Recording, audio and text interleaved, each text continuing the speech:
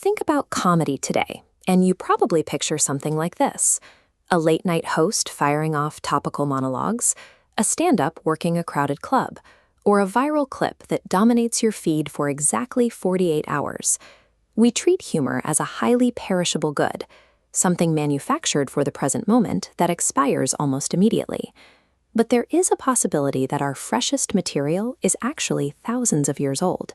We may be passing down the exact same punchlines our distant ancestors laughed at. In the late 19th century, archaeologists working at the ancient site of Nippur unearthed thousands of clay tablets dating back to around 1700 BCE. Mixed in with the routine debris of royal decrees and grain receipts was something different: the world's oldest known joke book. Etched into the cuneiform is a proverb that translates roughly to this: a dog, having entered an inn, did not see anything, and so he said, "Shall I open this door?" It's a pun that probably made a lot more sense to a Sumerian, but the setup is unmistakable.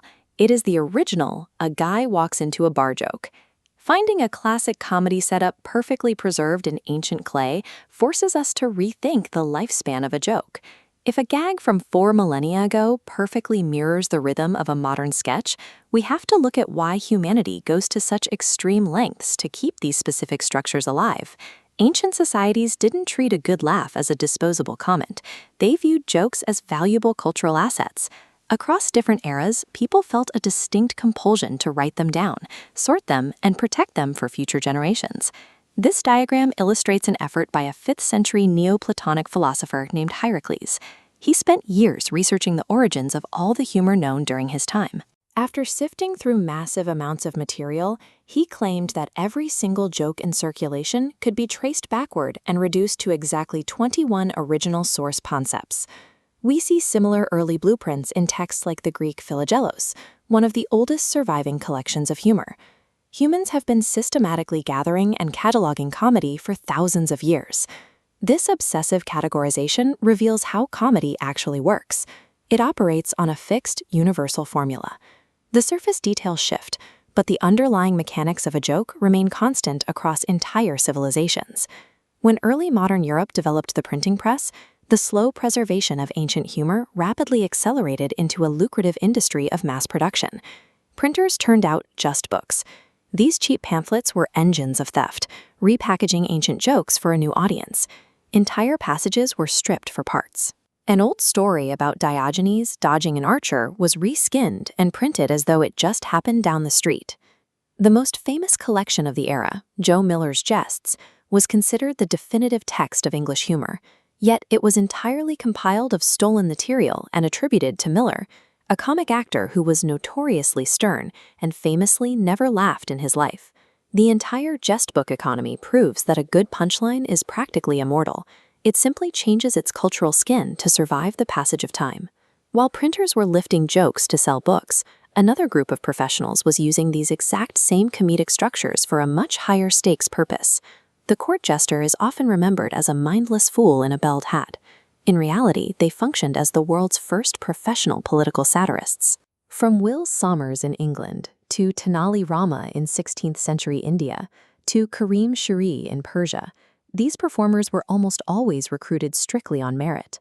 Sharp wit was prioritized over nobility. Inside the rigid, dangerous hierarchy of a royal court, jesters served a specific mechanical function. They used humor as a social diffuser, deploying those recycled ancient jokes to speak truth directly to absolute power. Their most effective tactic didn't involve opposing the monarch. Instead, a jester would agree with a king's terrible policy completely and stretch its logic to an absurd extreme, where the sheer stupidity of the idea became undeniable. By playing the fool, the jester created a unique space for dissent. Their mastery of the joke made them the only figures in the court who could critique a monarch's behavior without ending up on the executioner's block. The formal role of the court jester has faded from the halls of power, right alongside the absolute monarchs they used to entertain. But the necessity of their function remains entirely intact. While the specific jobs disappeared, the jokes themselves survived. We can trace them jumping from Sumerian taverns to the pages of Elizabethan chapbooks, straight into the monologues of modern late-night television.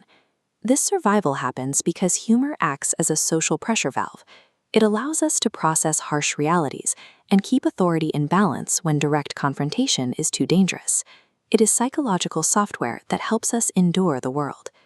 This diagram traces a direct evolutionary line across thousands of years of human history. The exact same mechanism that powered a dog walking into a tavern in 1700 BCE is powering the modern priest, minister, and rabbi setup today. The next time you hear a classic setup, you are hearing a piece of ancient architecture still running in the modern mind. You're participating in a 4,000-year-old human tradition of finding a way to laugh through the gears of history.